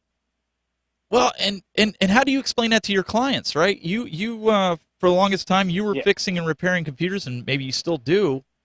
Yeah. And how are you going to back up people's computers and tell them, look, there's a possibility that your computer could be borked because we have to do a clean install. Well, if you have to do a clean install, it is going to be, isn't it? Oh, I mean, imagine how much downtime that is. It's not just a quick upgrade, 2 hours and you're done after you do all Microsoft's updates, right? You're having to reinstall everything that they had, and that is, that's not just a simple, oh, we're just going to upgrade and then, everything will be there when it's done. No. It's not going to be simple like that. It's not. And all your settings, I mean, think about this. You spend hours and days and years perfecting your settings, and then all of a sudden Microsoft goes, oh, sorry, you're going to have to start all over again. Forget it. But I'll tell you what, you remember the computer that I was using way back when I was doing the show? Yes, I do. I still have that computer. I still use that computer. And that's running. I kept that thing going. And it's running Windows 10, right? I mean, I'm sure you've done. You've probably done some upgrades. What do you think of? I've done. What do you think of the RAM suggestion they have for that? 4 gigabytes of RAM? Is anybody running 4 gigs? I'm still running 4 gigs on that machine. But for a brand new operating system, you're going to run 4 gigs of RAM? No, you would. I can't. That machine doesn't run like it used to. I mean, and you have to have more RAM than that. Well, I mean, you have to 8 or 16. Is what I was thinking. That's usually what I recommend to people, especially this day and age. Like my Mac Pro that I have, if you remember the one, I still have that it's 2009 Mac Pro that I got back a year after I started broadcasting. I got it, and I did the firmware hack for it to make it a 2010, which allowed me to get all the Mac OS updates up to 2 years ago, which is fine. I mean, I use it as a powerhouse surfing machine as well as like a storage device. So it's still relevant. Yeah. But I put 64 gigs of RAM in that thing. Oh, nice. So it's a beast of machine. I'm using it as like a server, but I mean, I mainly live off of laptops now. And most of the laptops that you see are coming with 8 gigs of RAM or 16. It just baffles me. And to my point about physical media, right? I mean, do you have the time to go in and provision a thumb drive or to walk a client through provisioning a thumb drive to install Windows 11? I mean, come on, Microsoft. What are you thinking? Yeah, nobody uses physical media. I mean, as a general rule, everybody goes, even with the operating systems anymore, everybody goes to the website and they get the downloader, and that's how they do it. All right, so we are getting some confirmation. Meatball Saucy in the chat room says, I just confirmed that the current insider build of Windows 11 does have an upgrade path from Windows 10. That's good. That's good news. That's very good news. Because earlier, I think it was last week when I checked the insider forum, people were complaining. So it's great that Microsoft heard that, because originally they were like, no, you're going to wipe it, and people are complaining. And they even put limitations on some of the hardware that was only 2 or 3 years old, and we're like, what is wrong with you? You can't do that. Yeah.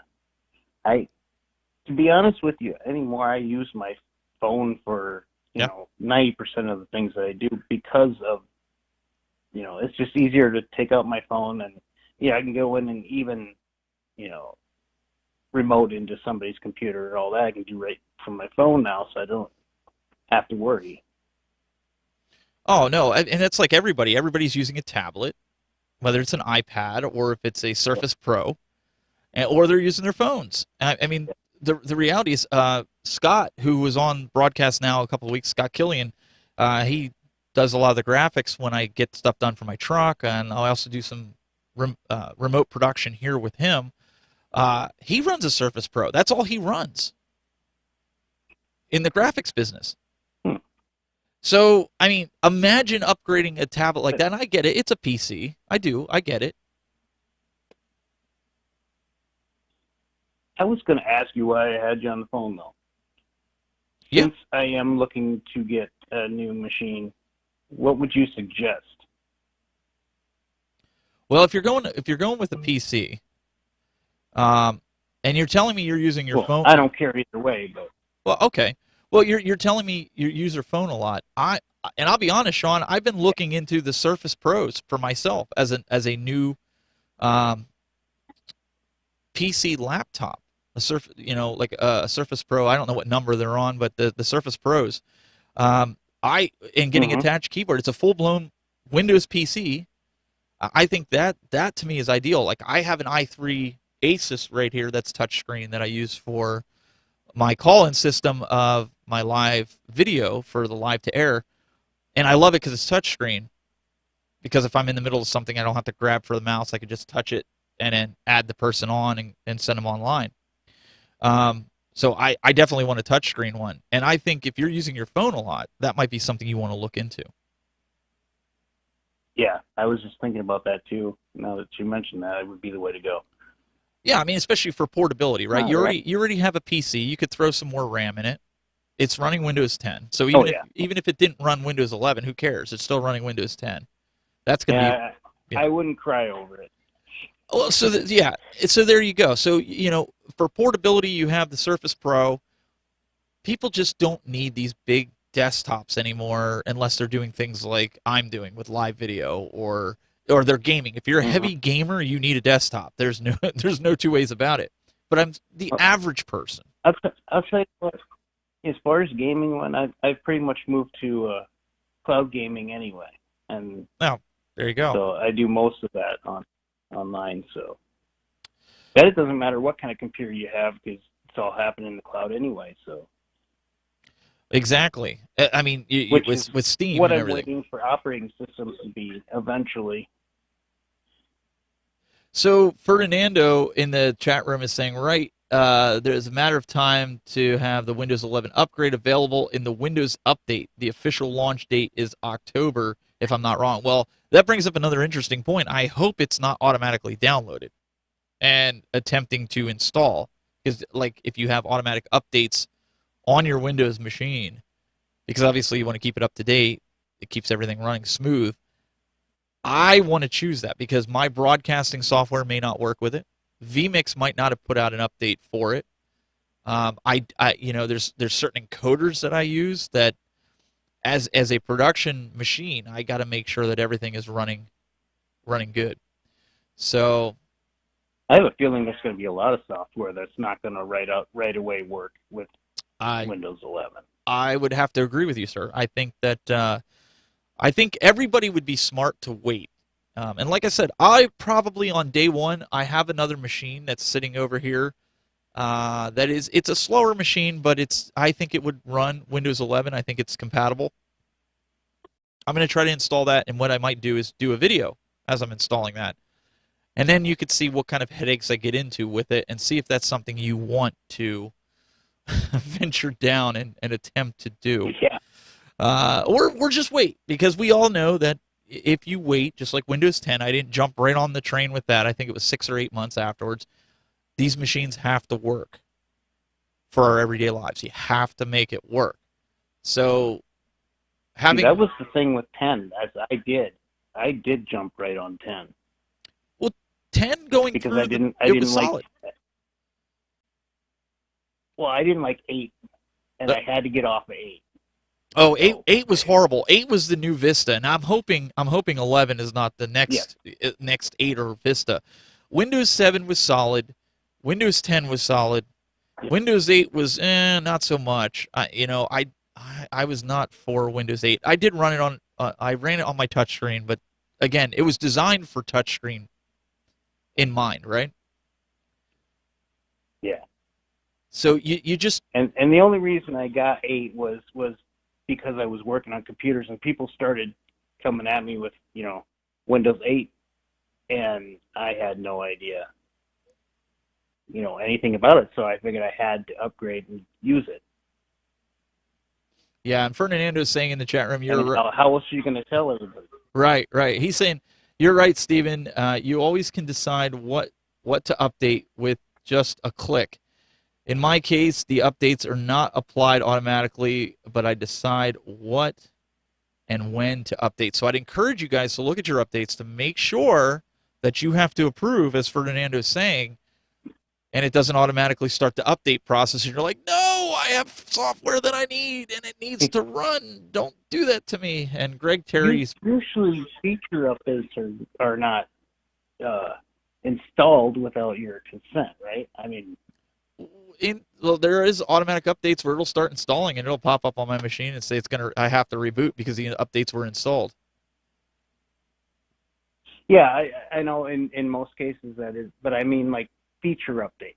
Oh, like I would listen. I would hope, and maybe Meatball Saucy has more. I'm going to have to do some more research on this because again, I was just going off of some hot off the press news that I seen last night. I don't use the betas. I don't get into it. Just because I need my machines running out. I don't even run, like my co-host Marty McPadden for Broadcast Now, he puts the betas all the time on his iPhone.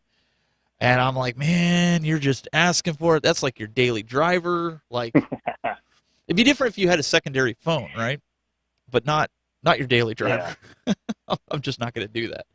So it'll be interesting. And I just wanted to call and tell you that, you keep up the great work, and it's nice, to actually see you doing, the old school way again. Yeah, no, I appreciate that. And we're gonna continue doing this. It seems like people like this, so it's great. If people are driving around and keeps my chops up a little bit. Is doing not like I don't know what to do with my hands sometimes because I want to switch cameras all the time just because that's what I'm used to, and now I don't really necessarily need to do that except going back and forth to a web browser to show things for the video viewers, but it's forcing me to describe things a little bit better when you're just talking to a radio. You're doing a great job with it.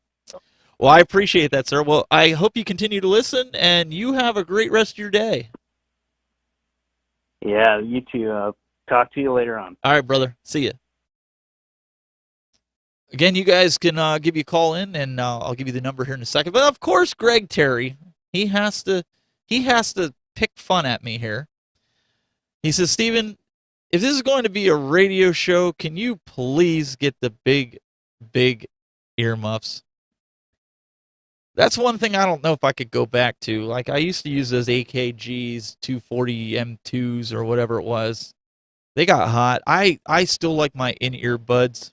I do. I mean, just because it's syndicated on radio, I'm still doing video. I still have the video presence, so I gotta keep that off. So I don't know. But guys, you can call in if you want to give comments on either what Apple's bringing out. That's what we were talking about earlier. Are you going to get the new Apple Watch? Do you even care? Windows 11 seems to be in my book, the big news factor. Sorry, Apple. I just see this as Windows makes the world go round. As much as I am an Apple fan, I do love Apple. I like what Apple brings to the table. I just think that people really need to watch this Windows 11 launch. Can we call it a launch? Very carefully, because it could make or break your computer. And what I mean by that is, hey, when Windows 10 came out, and they said, hey, we're not going to do another updating operating system, numbering system, whatever it was. We're just going to send you updates every Tuesday, as I mentioned earlier. Now, does that mean now Microsoft's going to make you upgrade your PC? Are they not getting enough hardware sales? Is that why they brought out a Windows 11 and they're changing the hardware requirements? Even though the hardware requirements, I'll just be honest, they're very similar to Windows 10. It's not like a complete shock, right? Is that something, I don't know. It's something you really just need to think about. You need to think about this and see if this is something that you want to do. I would not let Windows do it by itself. I would definitely be the one to control that. Just because you don't want to be caught with your pants down, so to speak, because of software that you need to run. Guys, I really appreciate everybody's tuning in. If you want to listen and you got to be on the road, Basics Radio, go to Basics, BASIX TTBBroadcasting.com. You can download the app for your Google or iPhone, and you can listen to the show every Saturday and also broadcast now every Thursday on Basics Radio. And really appreciate these guys for having us on the platform. Go check it out. Also, guys, we want to thank some of our sponsors, again, providing us the equipment and different necessities that we need for the broadcasting side of things. And we're going to take a quick break, thank those guys, and we'll come back with more of your thoughts and calls right after this. This episode is sponsored in part by PTZ Optics. Why hire a camera operator when the control is in your hands? Visit ptzoptics.com for more information. And by NewTek, makers of the TriCaster TC1. Stun your viewers, not your accountant. Visit newtek.com for more information. All right, guys, and we're back. And again, thank everybody for tuning in here on the inaugural show here. This is just, it's like riding a bike, right? You've done this for so long. We got about 25 minutes left in the show here, and man, this 2 hours has gone really, really quick. And appreciate everybody that's come out and are in the chat room. And again, you feel free, if you want to call in, there's still time. 628-777-2268 is the phone number. Again, that number is 628-777-2268. And you can join us here on the show, ask your questions, and let's have a little fun. This is Saturday after all, and we did cover a lot of the tech that at least right now is in the news. And there's some other things that are in the news. If you are into the retro gaming or arcade space, Arcade 1-Up is a company that makes a lot of these 3/4 scale arcades. Maybe you're looking for one for your kid for Christmas. Maybe your kid is into video games and maybe you've kicked around the idea. Well, Arcade 1-Up, again, is going to the well one too many times. In my opinion, I think they're going to the well one too many times. And the reason I say that is now they're bringing out a slew of cocktail cabinets with super small screens and expecting you to pay for it at the $700 price tag, $699 I believe it is. $700 for a cocktail cabinet that's 3/4 scale. So a guy that's 6'2" is going to smack his knees against it all the time. And I believe it looks like it's about a 10 or a 12-inch screen on this thing. Listen, if you've got the room for it, kudos. I don't see the draw to this. Now, I know back in the 80s, this was a big thing to do. You go to a gentleman's club or you go to, a different area. Like a lot of the bars, they had like smoking areas. They call them, smoke rooms or cigar rooms, whatever. They used to have cocktail tables in there. A lot of times in Vegas, when we went in the horse race, like if you went to go bet on horse races and things like that, they had cocktail cabinets there that you could play. Full size, mind you. I just don't see the draw with a cocktail cabinet. That's me. That's fine. I'm probably going to get ridiculed by the chat room about that. But I'm just not into that. I'm not into the cocktail cabinets. But what kind of catches me off guard a little bit with the components on it, is the price tag, the hefty price tag. I don't understand it. And putting games that were really never meant to be on a cocktail cabinet on a cocktail cabinet. That I just don't understand. Now, I know, some of these guys are into cocktail cabinets, and I get it. But again, it's not my cup of tea. It's not something that I'm looking for. But as we stated earlier in the show, listen, some of these things, if your kids are into that, you may want to look to pick it up now. And that's assuming they can even get them shipped this year. They might not be able to get them shipped this year. With all the congestion at the ports, this is going for anything. And listen, if your kid is going back to college, they're in college right now and they're looking, and you're holding off till Christmas to buy them a laptop because their laptop's just getting by, or any electronic for that matter, now is the time. You need to get whatever it is that you're going to buy. You need to get it now. Papa Brad's Gaming is saying $229 is the right price. I'm assuming he's talking about the cocktail cabinet. I don't even know if that would be, that sounds like a facetious number. I would think, $299, the original price point. But again, I don't know what goes into manufacturing. But obviously, Arcade One Up has done their research. But I don't see how bringing all these products out, no matter what company it is, bringing all these products out that you're not going to see until next year. Like, I have to sit back and the only comment I'm going to make on, because again, there's only a mock-up of it right now, of At Games driving cabinet. Okay, so that was brought out. I don't know how I feel about that yet. And I know a lot of people have been talking to death about it, and I'm not going to talk to death about it. I'm just going to state this. If it's in a mock-up right now, you probably will not see a finalized product until this time next year. Why even talk about it? It's not even worth it. Wait and see what they bring out. Wait and see what happens. Things could change with it. And we go from there. I just know personally, I don't have the room or the nostalgia for a dedicated driving cabinet that I can put multiple games on it. That just doesn't interest me, personally. Especially when you know that the price that's going to come in at is probably going to be close to $1,000, if not $1,200. I don't care what anybody says to you. You have to look at the pinball. The pinball is $750, $800. This thing easily is going to come in easily at $1,200 or more. That takes you out of the home arcade space, in my opinion. Again, I'm not going to speculate on features. I'm not going to speculate on what it looks like or who it resembles or what product. Guys, a lot could happen between now and then. New innovations, new technology, anything can change. So that's all I'm going to say on that front of that product.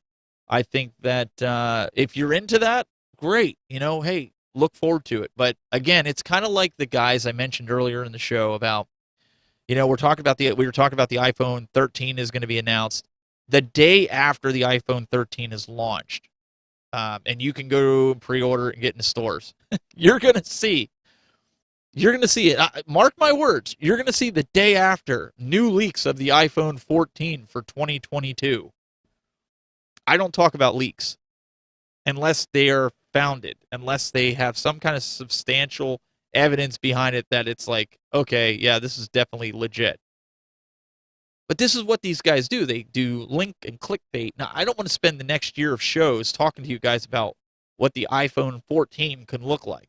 I'm not going to do that.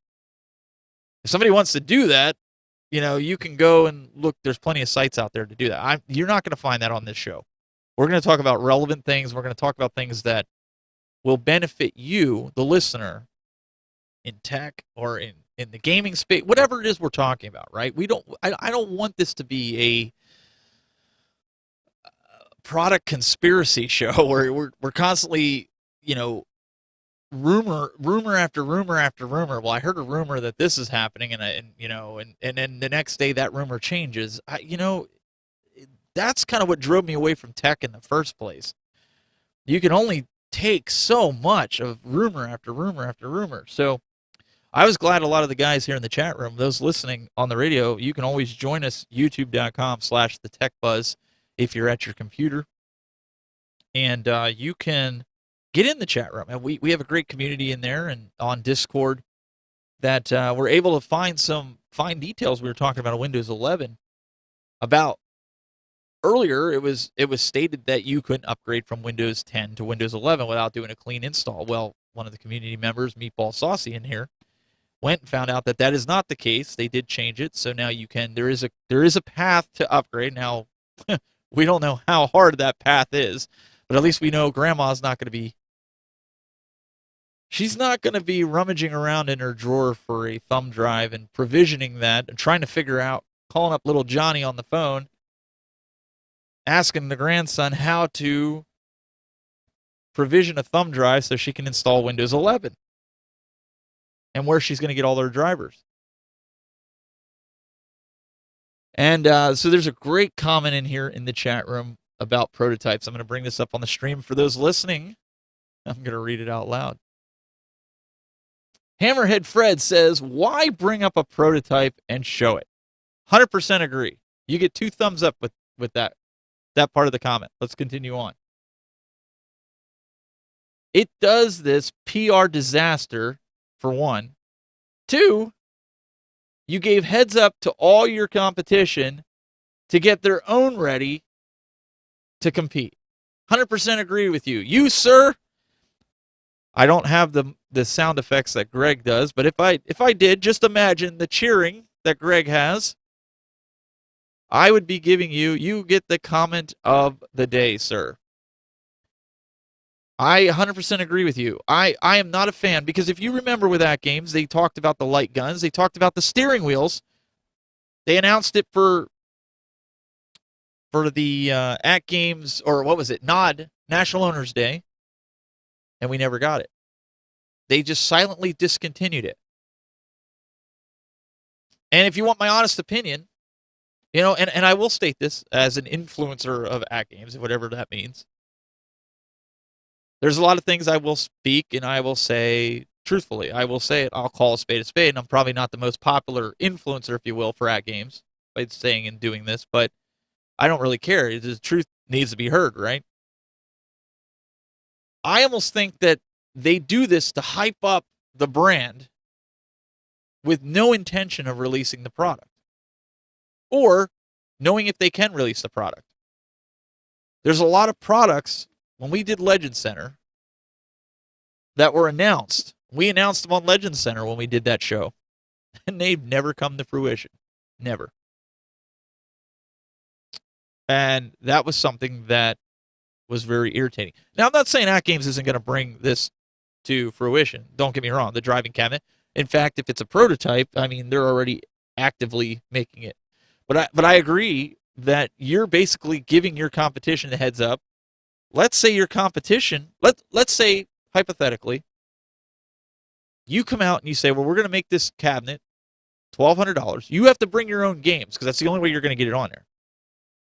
So now you have to do a little bit of configuring. You know, you start getting into the legalities of coin ops, and you start going down that road. But then you get another competitor like Arcade 1-Up or somebody else that makes these home arcades, and they say, well, we can do it for $800.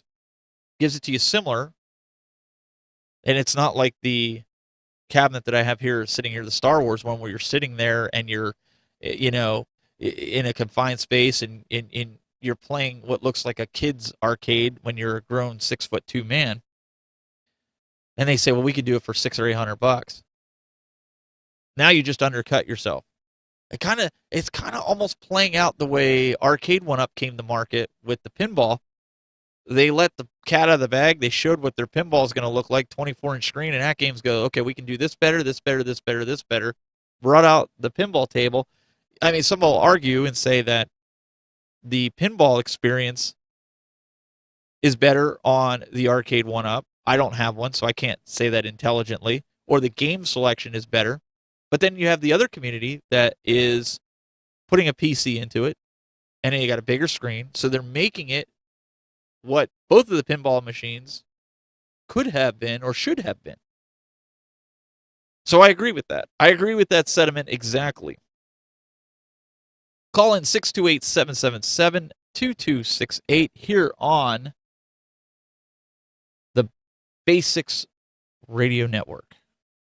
Appreciate everybody that's out here and tune in. Got a lot of chatter here going on in the chat room here.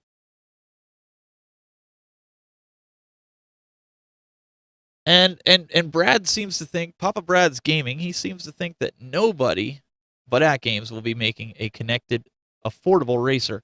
You know, that's another good point. At Games has done the online experience, or the store, if you will, very good. They've done it very well. And from what I've heard from some of the folks that have Big Blue, they say that the online experience with Arcade 1-Up has gotten better. And listen, that's to be expected. anytime you venture with software or hardware and you venture down the road of some new feature, you're going to run into problems. That's a given. There's nothing you can do about that. That's a given. That's something that you as a consumer have to come to accept, especially if you are that first person to get it, meaning you pre-ordered it. Think back to NBA Jam when that first came out. The arcade one-up cabinet, NBA Jam. NBA Jam, the online experience was terrible. The delays were unbearable, unplayable, in fact. It took them a couple months, and they got it straightened out. But these are the things that you, as a consumer, have to come to expect. Nothing's going to be just a bed of roses. It's not. There's nothing you can do. If you're going to be an early adopter, you're going to pay the early adopter tax, and the early adopter tax is a public beta tester. Although, I think in some cases, with at games, it seems like you're a public beta tester forever. Can I say that? Am I going to get shunned from the at games community? I mean, I see the backlog of bugs that need to be fixed anytime they do an update. It seems like they pump out more features, but they're not fixing the backlog of bugs. Am I right on this? Am I wrong? Or I mean, tell me, guys. Tell me if I'm being too critical here. I'm just trying to be honest here, and I think my reputation as a content creator, as a host, I got to call it straight down the middle. I got to call it the way I'm seeing it. It's not about influencer or anything at this point. It's about getting the correct information out to the community. That's how I see it. Just my thoughts. We have just about 7 minutes left in this show, 7 or 8 minutes left in the show here. So if you want to call in, now is your time. Hammerhead Fred says, I'll just come out with my multiplayer online Cruisin' USA sit-down cab. Sure, it can't do all the at-game stuff, but I'm going to take a chunk of your market share. That's I think that's what it's going to come down to. You're going to get guys that are going to come out with, if they're creating their own. Bobby Vu, he creates his own stuff too.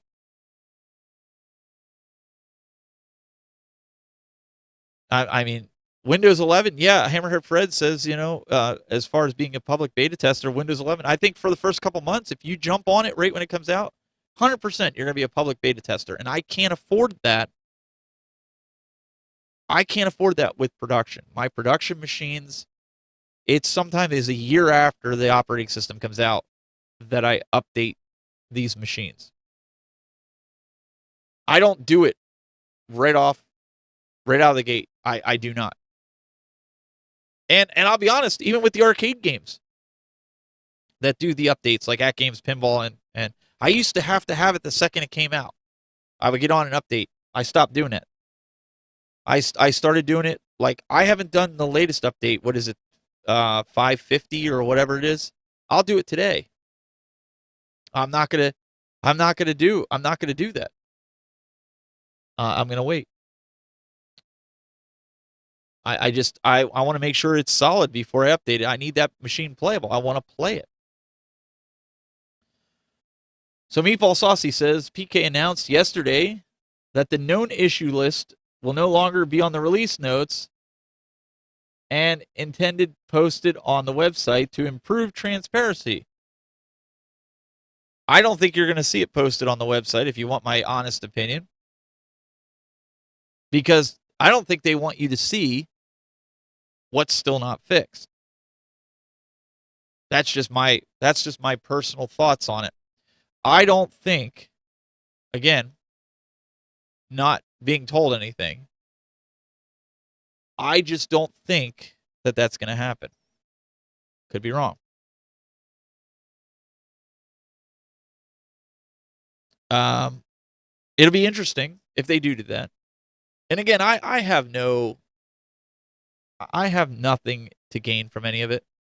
So It's going to be interesting to see what comes out of it. I just get tired of when you update the firmware and you got to scroll all the way down, and you got a long laundry list of stuff that's not going to be fixed. Then get it off of there. If you want to post it on, an event log on your website, that's great. Users want to see that, but don't pretend like nothing's there. I told you, Greg Terry in the chat room says yes, NBA Jam. Man, listen, I'm telling you, if I can get that Simpsons at a good price, man, we're throwing NBA Jam in the back of your car, and I'm going to bid that adieu. I'm just not nostalgic about NBA Jam. I'm probably going to get crucified here. Adam Calv says, I am late to the discussion regarding the latest firmware for the ALU 1.0. No, this is, just we had the radio show going on here. We're going to be wrapping up here in about 4 minutes. Again, those listening on Basics Radio, you can, if you want to see any of the video that I showed with Windows 11, you can go back and watch it on YouTube, youtube.com/thetechbuzz. We're going to try to do this every Saturday from noon to 2, and I encourage anybody to tune in, whether it's on the radio there or you want to come in and join the chat room here. It's always great. We do have a phone line that I've been experimenting with, that I've been allowing people to call in and have a good conversation with some of the stories and subjects that I was bringing up about Apple. And I'm sure next week we'll have a lot to talk about because it'll be after the Apple event, what was released, pricing, things like that, when we're possibly going to get this stuff that everybody is going to be either upset or happy. You're always going to have those Apple fanboys that are going to come out and say, you know what, they should have launched this, and I can't believe they didn't release that. But I honestly think Apple, my final prediction before the event, we got a few minutes left, is that they are going to not release as much stuff as they've done in years past, only because they can't get it out to the consumer because of the chip shortages as well as the ports. If you've seen the maps of the ports, it looks like a parking lot out there in the Pacific Ocean outside of San Francisco. Things aren't moving. So I don't know what's going to happen moving forward. I don't. So hopefully, if you guys enjoyed the call-ins, we're going to continue doing that. Like I said, I'm going to be hopefully chatting with these guys, see if I can get them on as a sponsor. If not, it's not a big deal. I think it's $20 a month. I might foot the bill for that. $20 a month to have the phone line system. Can't have radio. Can't be on radio without a phone line system. That's not everybody likes to get on video. I do have the videos. And maybe, we'll do a segment when Greg is back in town. We'll do, like a 15-minute segment where he comes on and maybe gives a news update that we do on the show. Just something, quick and easy. We go into it. I don't know. We'll have to figure it out and see what we can do. But 2 hours, man. Jeez, that went so quick. Always great to have people come in here. And if you're interested, you want to know more and see videos that I have and shows that I also do. Broadcast Now is every Thursday at 6 p.m. Eastern. Usually we do the Retro Buzz every Friday at 6 p.m. Eastern. Although the talk has been we want to move the time. Talk about making it maybe later in the evening so the West Coasters can join. That's something that we've been really toying with and we may do. We do those shows, and then I'm thinking about Saturday mornings, like I said, from noon to 2, doing this show every Saturday as much as I can. I enjoy this type of show. It's how I got my start. Hope you guys enjoyed it. Make sure you hit the subscribe button if you're on YouTube, or like this video. Spread it around. Let people know, I'll have it running in reruns. Again, thanks to the Basic Radio guys over there, basicbroadcasting.com, for allowing us to come on and have the platform. And really, really appreciate it. Again, really appreciate all you guys tuning in and being here for this. On that note, we are going to wrap this up, and I will see you guys on the next show. Have a good rest of your weekend. Till then, keep it buzzing.